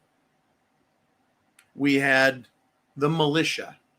Every state in the Union had its men armed, and they understood that in the event of an invasion or wartime, they would be called to defend the country. After the Civil War, we came out with the United States military, and they were kept as a standing army. But I don't think they're as dangerous as the standing army known as law enforcement. who for some reason are more than willing to fuck all of us over when it suits them, when they're having a bad day, when their wife is mad at them, when they're mad at their boyfriends. Right? I've seen too many times captured in video. Now, I've seen plenty of people, folks, also, now that we have body cams, attacking cops. Not a job I want. But still, right? Look at England. And I'm going to point to England, Ireland, Scotland. The police there, white police, telling white people in white countries that you're going to allow these people, these third world scumbags, they go into someone's house and they kick them out of their own fucking house, folks, and then move these Muslim immigrants into their homes. And there's nothing the people can do. And the British police have no problem doing it. And the Irish police have no problem doing it. And that's why there's going to be revolution over there. And the English have in times past, folks, deposed their kings, threw them the fuck off the throne, or even killed them. It's called regicide. When a king commits treason against his own people, they call it treason and they kill the king, folks. So don't tell me we don't have problems in this country that can't be solved by taking the leadership out. And I'm not calling for violence, but I'm just saying it is very possible that mayors and city councils, that legislators and governors, or congressmen, senators, presidents, and Supreme Court members can be arrested and held accountable. Do not do anything illegal or harmful or dangerous, folks, but just understand the potentials. Okay, Jolene, who's up next? We've got time left. We got time left on Sunday Night Live, and it's Steve Demetrius with a $2 super chat donation. And we've got this. He says, warning, Venezuela and Nicolas Maduro, fuck around and find out. Oh, yeah. Oh, yeah. We now have a Department of War. And I talked about Venezuela just a short bit ago. Oh, yeah, they got the Transgender gangs out of Venezuela. You got the Sinaloa cartel out of Mexico. Right? We've got all these gangs out there operating with government sanction, government approval, and running drugs, no problem. Kidnapping, human trafficking, no problem. Prostitution, no problem. They love that shit. They live for it. Trump said, well, everyone's going to find out. And you know what else is going to find out? This popped up over the weekend. Hamas released a video. Well, they released it on Friday of 2 hostages that they seized all the way back in October of 2023 at that music festival. 2 Israeli hostages. Well, Trump has told them, hey, look, we want to end this war between Israel and Hamas. And he said, here's Trump's quote, "This is my last warning." At the same time, we now have a Department of War instead of a Department of Defense. Trump has issued his final warning to Hamas. Release the hostages. You know, I think Maduro is going to learn a lesson here. If Trump does something to Hamas, it's like the gloves are off, the bullshit is stopped. How about the bullshit with the Epstein clients raping children? When's that bullshit going to stop? How about all the fucking high-level Democrats and Republicans who are committing fraud and theft and embezzlement and bribery, fucking drug running and everything else in the United States of America? When is that going to be a last warning and people get arrested? I guess we're going to find out. Anyways, back to Hamas.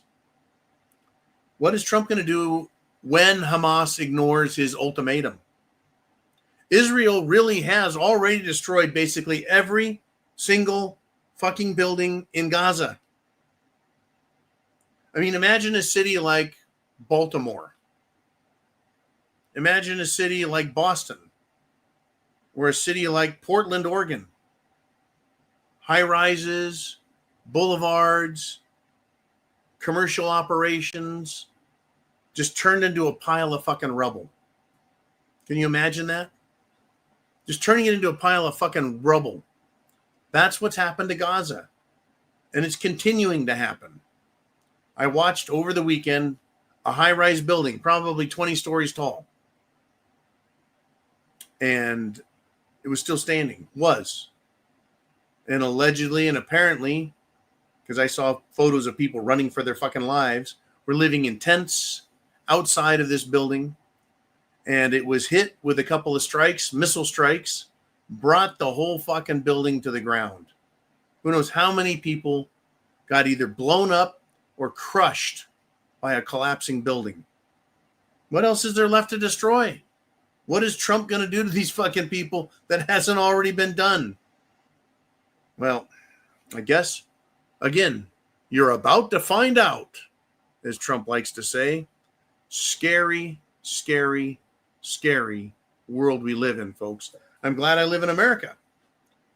I'm glad I understand our rules and regulations, laws, and Constitution. I'm glad I live in Florida. But I worry for Florida, for myself, for my family, for the world. Not just America, but for the world. It is crazy, crazy times, folks. Thank you very much, Steve. I appreciate that. We've got just under 10 minutes left. Let's see who else is out there.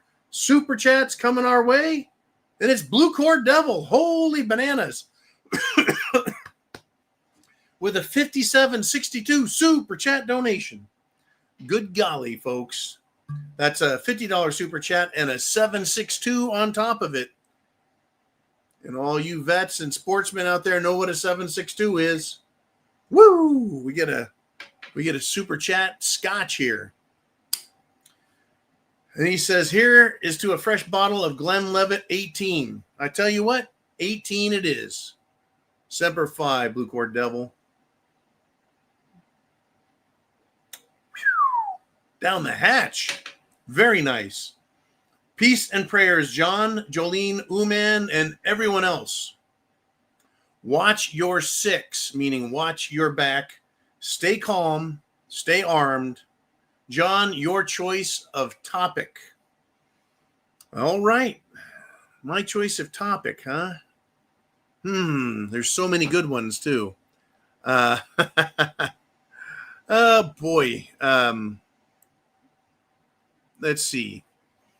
What do we want to discuss? There's so much to discuss here. Let's see.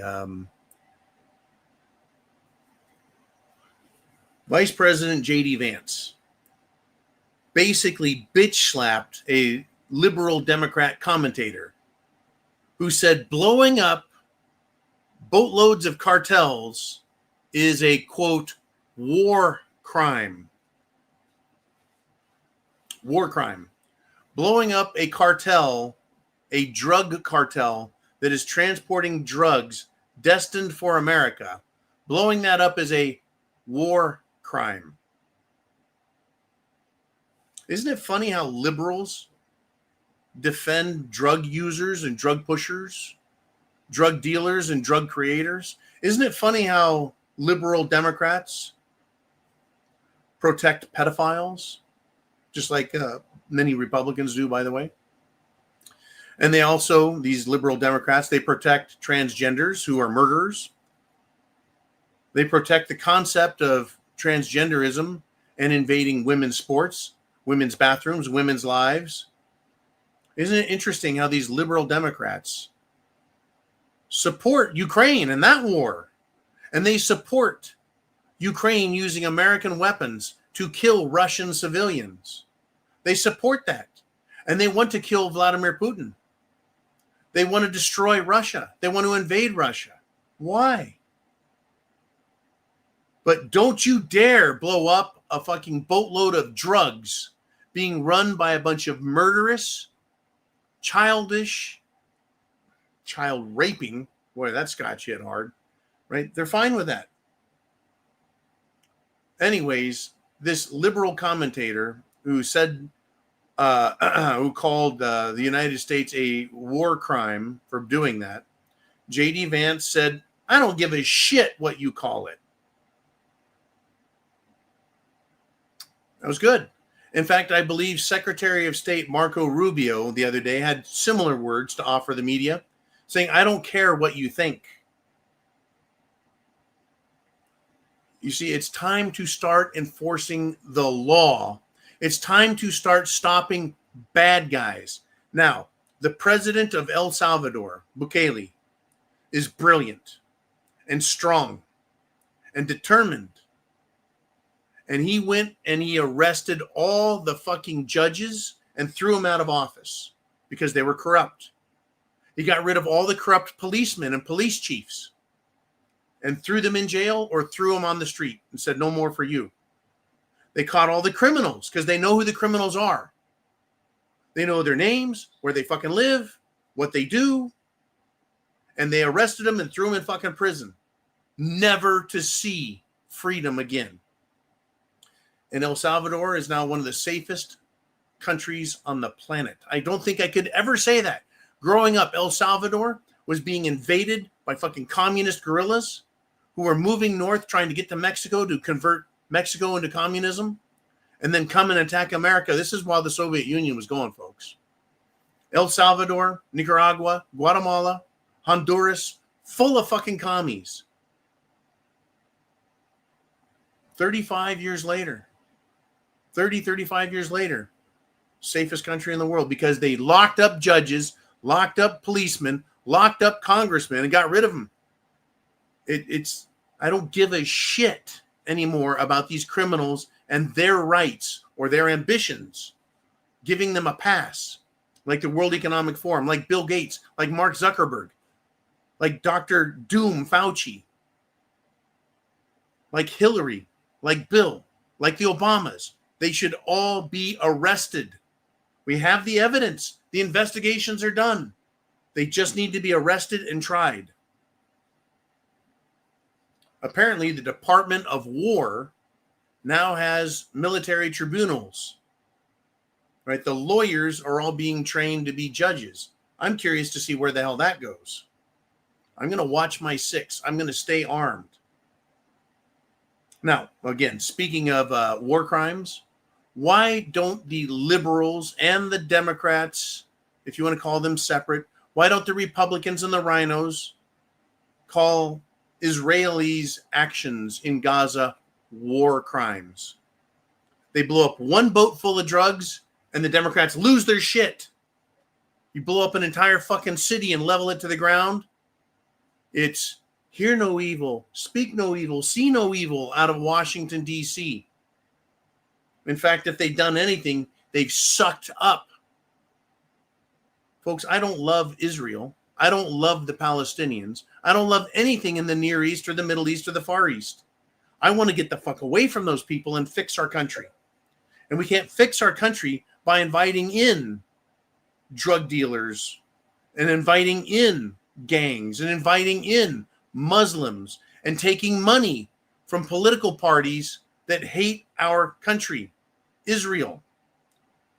And Israel's politicians, folks, have talked for decades about how they own American politicians, how they're going to defeat us and control us, and we will become their servants. How much of a bunch of servants do we look like when the President of the United States gets the chair for the Prime Minister of Israel and pushes it in? Why didn't he drape a towel over his fucking arm and bring him his dinner too? All right, Blue Cord Devil, thank you. Great scotch. I appreciate that. Jolene, who's next as we wind down the show? I'll stay on here as long as we got super chats. And holy shit, it's Dan the Man back. And he hits the hat trick donation button on his third super chat with $50. Whoop, whoop. How about that? And here we go. Keeping my pain levels on the low. Thank you, Dan. I really appreciate that. Because the pain is here, folks. Be careful with your backs. You get older, you can injure yourself. But wounded tigers are most dangerous. Dan, here's to you, sir. Thank you. Semper Fi. Stay armed, stay frosty, man. We'll take care of this, then we'll talk about what you want to talk about.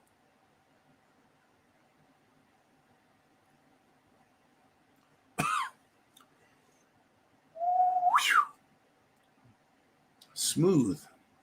So damn smooth. Like it's like mother's milk. So Dan says, John, as usual, a great show. I lay on my electric heating pad when my back hurts. It sucks laying on the floor to put your socks on. And to the republic that is the only sane party in the world, also never, ever turn in your pew-pew. No. To surrender your right to self-defense is to surrender your life to the government. To surrender your First Amendment right to free speech is to allow the government to always speak for you. To surrender your right to self-preservation is to entrust the untrustworthy, because they would have to take that right from us in exchange for it a privilege, which says, well, you can speak, you just can't upset Muslims. You can speak, you just can't upset Israelis. You can speak, you just can't upset gays, blacks, whites, indigenous peoples. Name the group, it doesn't matter. You can speak, but only if you're allowed. You can defend yourself only if we say. Right? Once you give up the first two rights, everything else disappears like a fucking fart in the wind. It just goes away. Because how can you object? Folks, they've told us that you don't have the right to vote. And we argued with the government everywhere. And then we told the government our vote has to count. And they came out and said, no, you have the right to vote, but we don't have to count your vote. And then we get to the point where we have voting districts that turn in more ballots than they have registered voters. So you have 200,000 registered voters, but you have 250,000 votes. No problem. They'll count those votes because every vote has a right to be counted, they say. Well, of course, when you're cheating, you need that. How do you stop that? You go to court, you challenge the votes, you go to fucking jail. That's right. Fulton County, Georgia. Fat ass Fannie Willis, that nasty bitch, arrested Americans. Big shots too, like Trump. Sidney Powell, the attorney. Who else? Rudy Giuliani. People were drugged into court and charged with crimes. What was the crime? Questioning the election. That's a First Amendment right there. Challenging the election. There is process in the law to allow for that. It's called hand counts, recounts. And then if it's found to be fraudulent, it should be thrown out. But they don't want to do that. Fuck, folks. In Russia, they can do that, and they do. In Germany, in Poland, in other countries, they do that. But in America, you can't challenge a fucking vote. That tells you the precarious situation we're in, even with the First Amendment. And remember when that flaming bitch of a see you next Tuesday, Hillary Clinton, tried telling us there's limits to the First Amendment. The fuck there is, bitch. No. You can't yell fire in a crowded room unless there's an actual fire. You can't threaten the President of the United States or other public officials with death threats. Okay, I can see why that's illegal. But there ain't much other than that. Now, if you slander or commit libel, yeah, you can be sued, but that's a civil offense or a civil matter, not a criminal offense for the state to be involved in. But we've seen time and time again our nation have its constitutional foundation jackhammered and dynamited by politicians. Right? They're trying to say now that illegals in California have to be allowed to vote because they own businesses. And how fair is it for non-citizen business owners to not be able to vote in the government that controls them? Well, fuck, I vote for the government that controls me and it tells me to fuck off. So how can that be? Well, we need to give the right to vote to illegals. Bullshit. It's getting close, folks. It's getting close. I hope you are prepared up here, and I hope you have food, water, shelter, clothing, medicine, and a means of self-defense. And I want to thank everybody for participating in this show today. Please thumbs up. Please share the internet address. Let people know a voice of sanity doesn't come from me. It comes from all the voices in America calling for freedom and liberty and our Constitution to be heeded by the government, and that evil needs to be stopped and crime needs to be punished. God bless America. Semper Fi. I'll see all you guys this week, 0 Dark 30 and afternoon shows. Thank you, thank you, thank you.